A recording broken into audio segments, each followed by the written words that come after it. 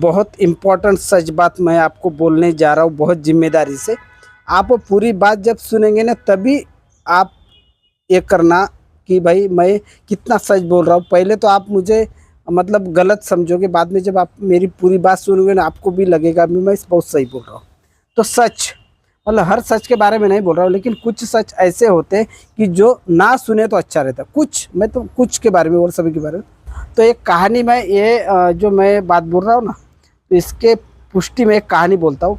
ये योगी महाराज एक संत महाराज थे। ऐसे योगी थे कि जो अकेले रहते थे, मतलब एक गांव था, अकेले रहते थे, लेकिन गांव में रहते थे। उनके पड़ोस में एक छोटी फैमिली रहती थी, पति पत्नी रहते थे। नई नई उनकी शादी हो गई थी, 6-7 महीने हो गए थे। तो योगी महाराज अपने ध्यान में रहते थे, सन्यासी थे, किसी से ज़्यादा बात नहीं। कोई अगर आता था तो उनको थोड़ा कुछ बोलते थे, बाकी इतना ही। तो वो जो उनके पड़ोस में जो छोटी फैमिली थी ना, वो पत्नी और पति।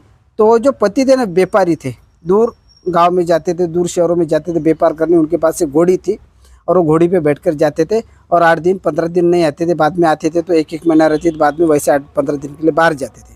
तो एक बार ऐसा हुआ कि उस पत्नी ने जब उस औरत का पति जब बाहर गया था, तो वो पत्नी उसकी राह देख रही थी। नई नई शादी हो गई थी, 6-7 ही महीने हो गए थे, राह देख रही थी। तो उस पत्नी को न रहते हुए उसने उस योगी महाराज को, संत महाराज को पूछा कि क्या महाराज जी आप बता सकते हो मेरे पति कब आते हैं?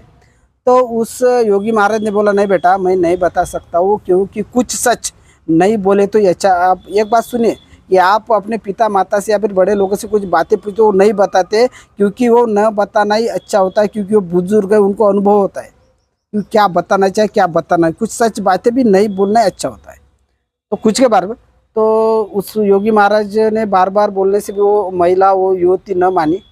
फिर योगी महाराज को बोलना पड़ा कि उस पत्नी ने उनको पूछा था कि मेरे पति कब आएंगे? तो फिर योगी महाराज को बोलना पड़ा कि तेरे पति 3 बजे आएंगे। तो वो पत्नी सच ढच के खड़ी रही कि मेरे पति आ रहे, उसके पति आ रहे। तो सच ढच के खड़ी। जैसे उसके पति आ गए तो उसको इतना गुस्सा आ गया। वो उसको बोला कि तेरे को कैसे पता मैं आता हूँ? तू यहाँ पे खड़ी कैसे थी? किसकी राह देख रही थी? तू सच ढच के थी, इसलिए तेरे चरित्र पे मुझे शक आता है। तो उसने बोला कि मुझे साधु महाराज ने बोला।